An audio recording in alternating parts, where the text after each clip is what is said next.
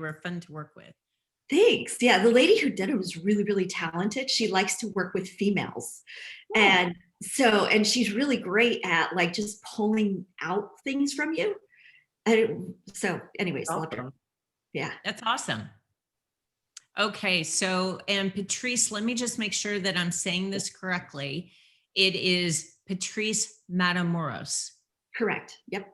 Okay, just want to make sure I don't butcher that somehow, and there's not some sort of interesting accent or something that I sort of, I don't know, stumble over.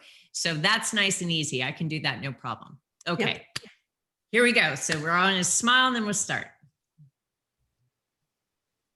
Hi, good morning. Thank you for joining LeadHERship Global. We're excited to have you with this week's podcast, welcoming a really special guest this week, Patrice Matamoros.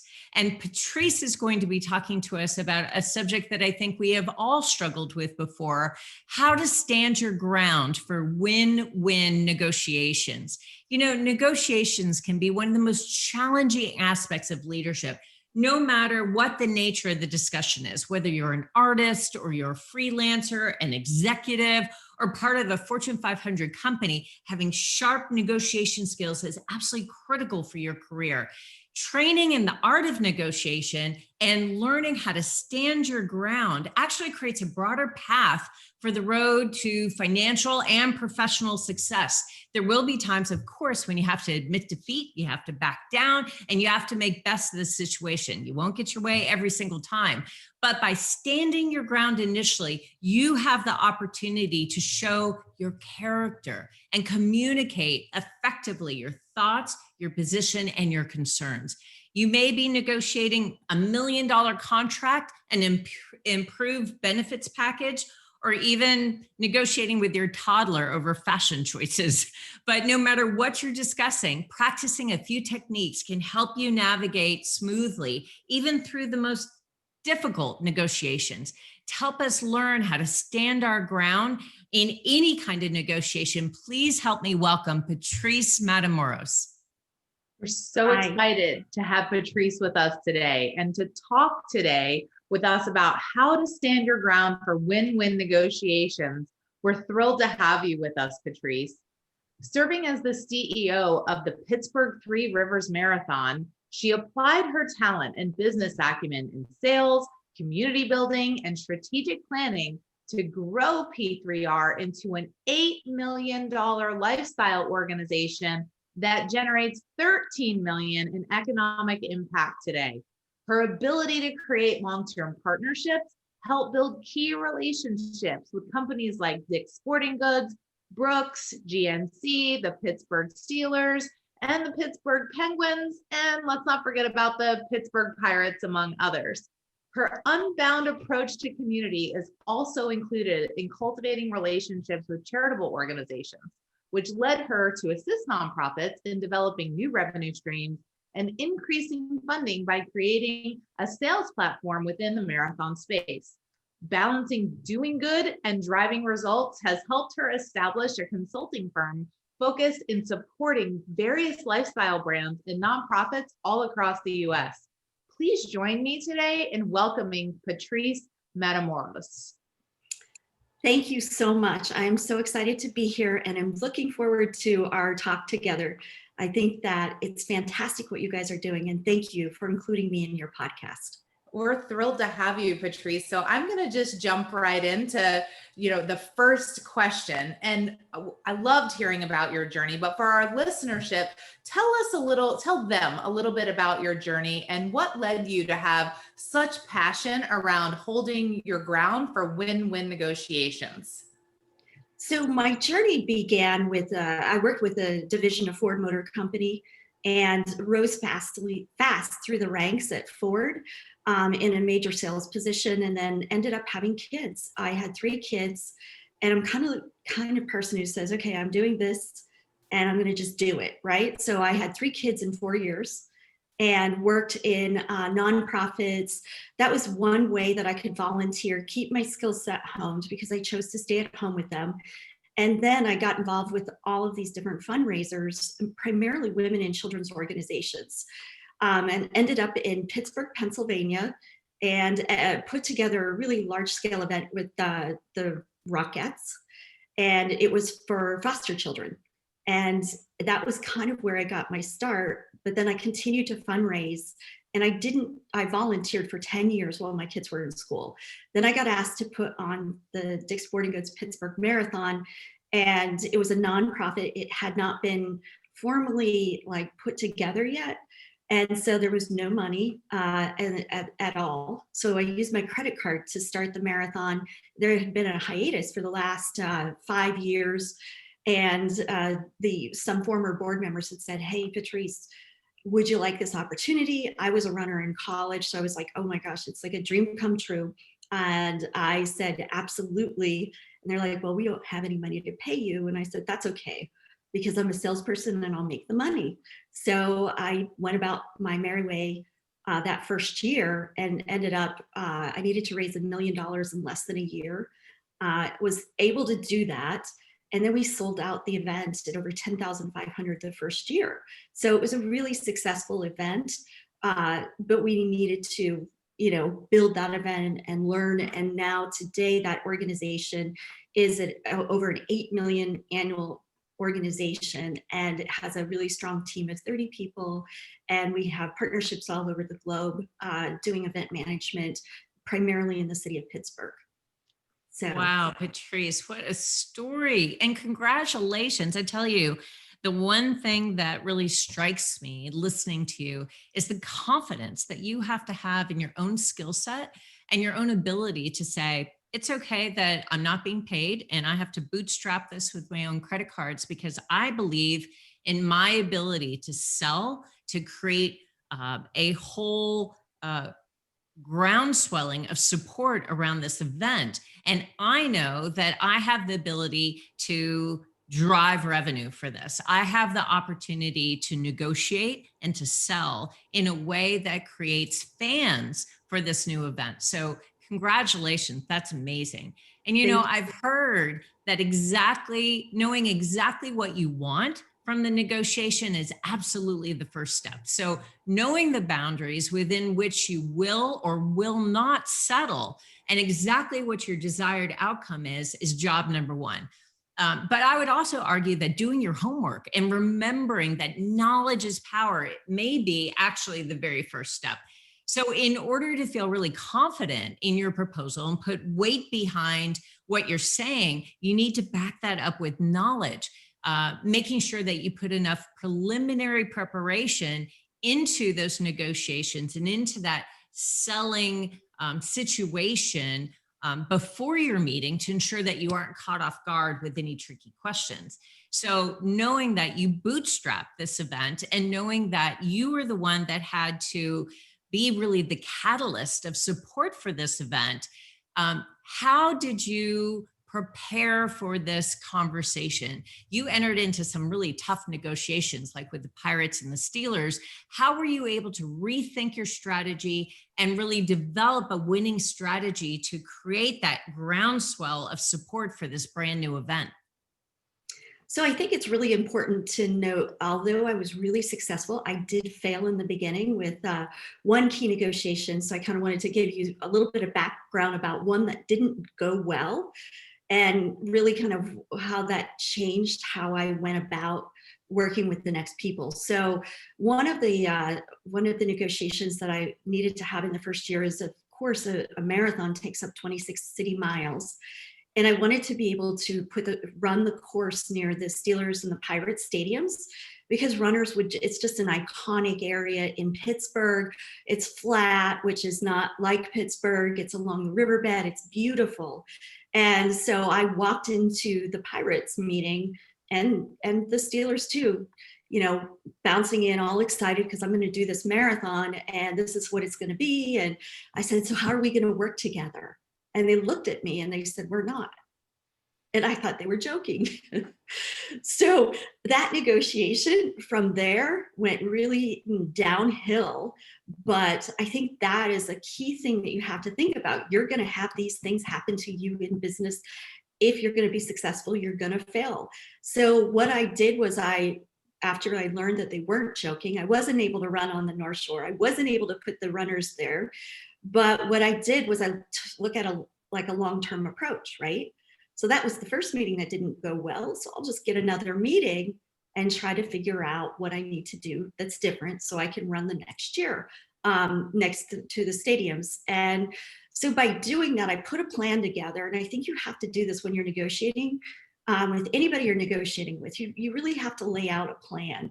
And it's not looking at what you want, because too many times people go into negotiations thinking about what their end game is and not really thinking about what the other party's end game is and what their interests are. And you're also take it personal when they say no, but you can't, because you have your interests, they have their interests. So how can you merge them together?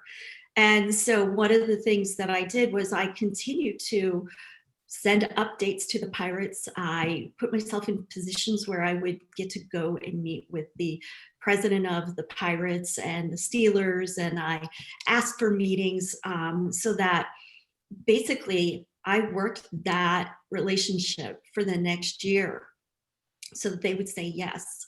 So it's a really long-term approach. And it was also learning, saying not everybody wants what you want. So you have to think it from another perspective. And you also have to be willing to fail enthusiastically. In that instance, I could have gone home and put my tail between my legs, but no, that's not how you have to do negotiations. You have to outlast them. And as women, we know that we're in for the long haul. And we also know that there's an end game for other people. So that would probably be the first big lesson, I think, to keep in mind is, number one, you're going to fail in your negotiations. How are you going to learn?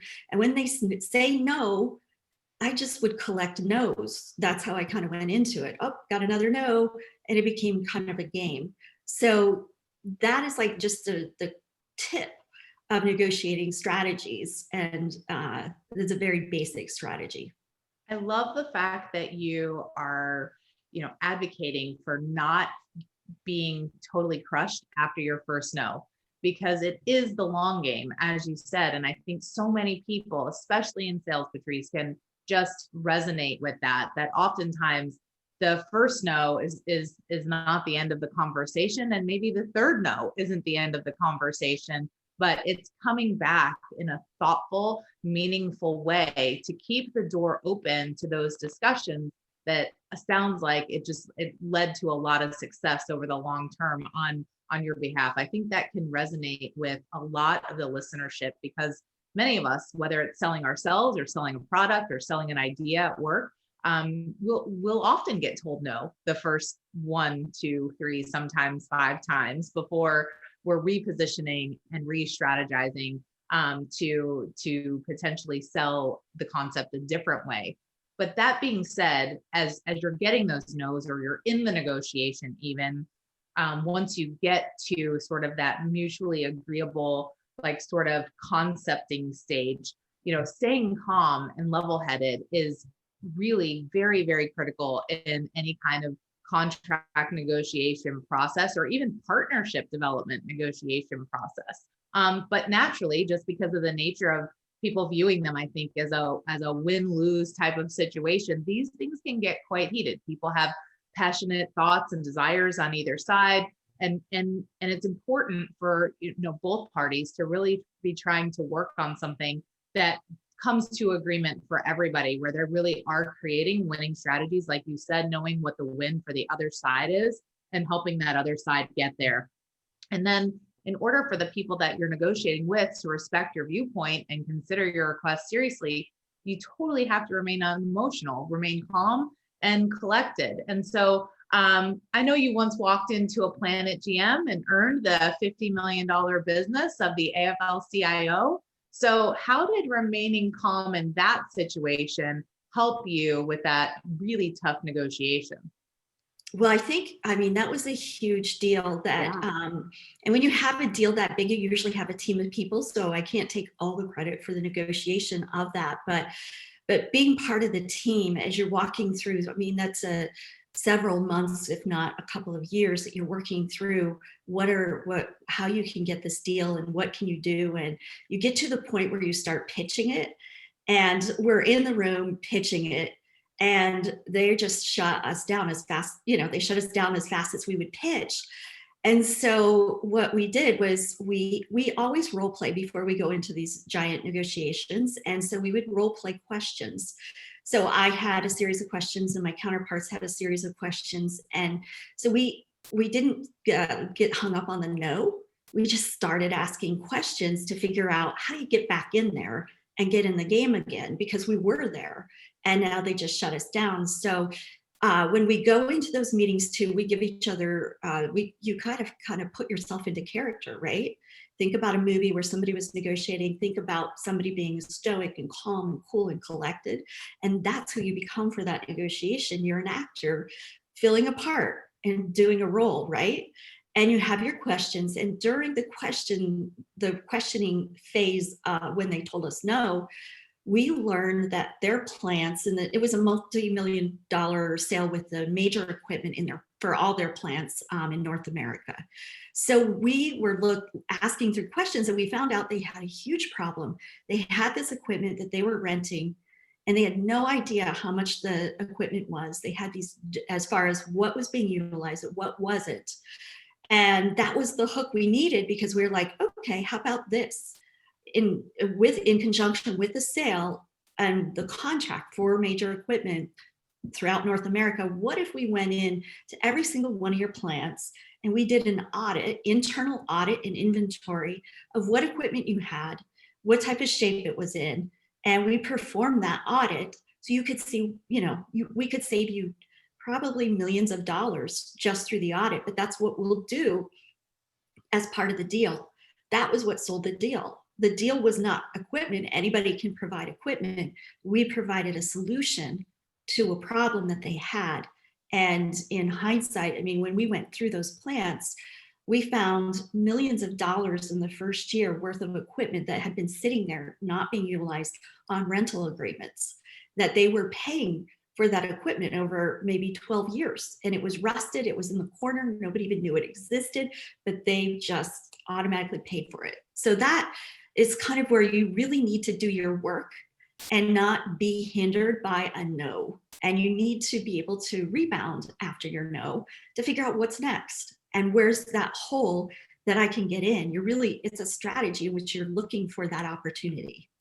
So it makes it like a game. I love that, Patrice. And I would say the other, I think, kernel of wisdom that you just offered is the preparation that you did entering into that negotiation. As we noted at the top of the hour, knowledge is power, and preparation for a negotiation or any kind of sales encounter is really critical. Understanding what success looks like for the other person that you're dealing with can be really critical. You also mentioned a couple examples where it's incredibly important to listen carefully and acknowledge the other person. When you recognize that it's time to be quiet and let the other party speak, that can be time of incredible insight, much like you did in that example, where you learned what success looks like for the party that you're dealing with, and then you solved a problem that they had. You've given great examples of how to ask questions and how to listen carefully. And I think two of the most powerful strategies you can deploy are to listen well, which builds trust, and then pose questions that encourage the other party to defend their position. So I know you've met with the Penguins and the mayor of Pittsburgh to discuss rescheduling the marathon. And so what questions did you ask during those negotiations that really helped ensure a really successful outcome for those situations? So for that was a tricky year. So it was year 2. We had grown from 10,000 to 16,000 runners, plus, 3,000 volunteers and everybody else that goes along with it. The players made it to the playoffs, and the city of Pittsburgh is relatively small. So having 2 major events on the same day represented an issue. So the mayor calls and says, come on in, I need to talk, we need to figure out how we're going to work together with the marathon and the Penguins having a playoff game. So and then there was also a Pirates game that day too. So there were 3 major events that day in the city of Pittsburgh, in a relatively tiny town and with a little footprint downtown. So we go into the mayor's meeting, and I had with us our chairman of the board, who said, I'll do the heavy lifting here and do blah, blah, blah, right? So I was like, okay, well, that's good. I'm off the hot seat. It was only year 2. And he was an experienced attorney who had done a lot of litigation. So I was like, oh, this is perfect. So we get in to this giant boardroom, and we have the Penguins, we have the Pirates, we have public safety, we have every key department within the city of Pittsburgh represented around that table. And the very first thing that the Penguins did at that point was they looked at me and they said, Patrice, you're going to need to reschedule your marathon because we have a playoff game. And I looked at them and I said, well, okay, if I reschedule my playoff game or reschedule the marathon, will you do all the calling to the 16,000 people to let them know that you're changing the time of the marathon? And because if you could do that, that would be really great. And they're like, oh, 16,000 people. I go, yeah, you just need to call them up and put something together and we'll figure it out. And the whole dynamic changed, because then once the city realized that I was saying, yeah, that would mess up all of the operations for the police and for emergency management. And they interjected because I had hits on something that they're interested in, right?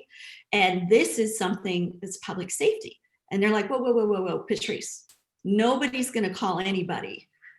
Because shifts all change, they're already booked out for the weekend, and they realized this would be a disaster. And so I basically didn't have to do anything. They did the work for me, but I just appealed to their interest first. And when I appealed to the public safety interest and said, hey, this is all we have to do, I said, but it'll probably give the city a black eye too, because it's a PR issue. You've got 16,000 people. And it shut down everything immediately. The mayor interjected at that point and said, we're not changing the date or time of the marathon. We're going to work together. And he set the tone. I didn't have to do it. And the lawyer didn't have to do anything because I was called first on the hot seat. That's such an amazing story. I mean, gosh, and I could just actually picture all of you sitting around the table during this heated discussion, which was probably so tense, but it sounds like you handled it so beautifully. And it's such a great lesson for our listenership here, because we're all going to be put in situations that are, maybe not that exact one, obviously, but very similar. And just gleaning that expertise from you today is really helpful. So we have one final question around leadership, Patrice, and tell us a little bit about what your best piece, so that one best piece or best lesson around leadership that you want to share about your experience and leave with our audience today. So I think the most important thing that a leader can do is to be flexible and and also be able to put themselves in other people's situations, because then it makes for an interesting and more of a dynamic conversation. Because you could walk into something thinking, I got to get all these things in this meeting. But as a leader, if you're not understanding who's in your room and what you have to offer and where you're going to be flexible and where you're not, I think those are the key things. Because if you're able to throw some concessions out when you're getting objections to the negotiations and they're saying, well, this would be a problem for us, and you're able to, on some of those areas, you're able to just say, okay, great, that's a concession that we're willing to give up. So it's coming into the room, knowing what concessions you're willing to give up, knowing what you're going to stay true and hardcore on, and then also not even being as hardcore, even on those hardcore items, there are certainly things that you can weave in there. And I always say to everybody that I work with is, because people love to say no, right? Can I do this? No. Can you do this? No. It's the easy way. I always used to tell all of my team is don't tell them what they can't do. Tell them what they can do. So it's the nicest way of overcoming a no, right? So if they ask you, I want to do this and I want this much free or this much percentage off on whatever I'm buying or doing, you can say, well, I'd be glad to do that for you, but at the back end, we're going to need to do X, Y, Z, which makes up the difference. You're not saying absolutely not. You're actually pivoting to an entirely different conversation, right? And telling them what they can do, which also, by the way, benefits you, because what they can do is your solution is going to benefit you and them, but they look at it more as something that they're willing to give up. And when you can give up concessions that are easy concessions to give up, and we always throw easy concessions in our plans, then it makes them more willing to offer concessions, because the stark contrast is, oh, well, she's willing to do all these things. Okay, well, I guess we could come over and do these things.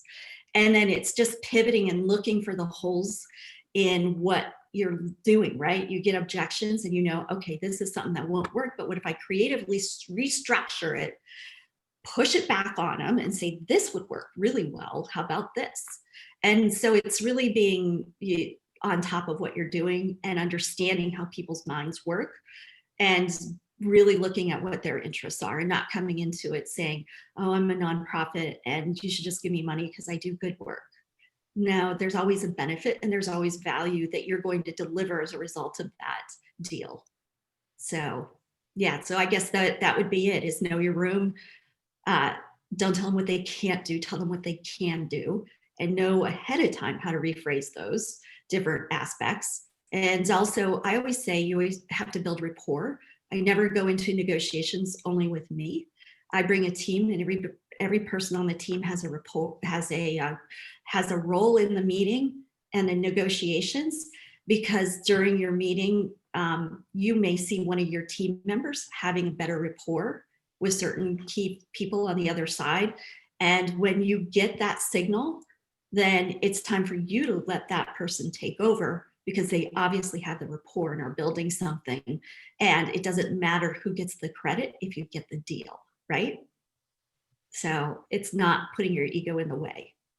Oh, that's so great and super, super smart. Incredible insight, Patrice. I'm so thankful that you joined us today to share all of your expertise and your experience on negotiating win-win situations. So that's so appreciated. Now, if our audience wants to get in touch with you for further advice or guidance or insight, what's the best way for them to contact you? The best way would be either through LinkedIn and under Patrice Matamoros, or they could go directly to my email and email me questions at Patrice M like Mary Matamoros, my last name, @gmail.com. That's perfect. So yeah. Patrice, thank you. Thank you again so much. Christina and I both are so grateful for your time and for sharing so willingly all of your experience and your expertise. And we wish you incredible continued success. And thank you again for being a part of LeadHERship Global. Well, thank you for having me. I really enjoyed it. And I'm super excited about the work you guys are doing, because it's fantastic. Thank you, Patrice. All right.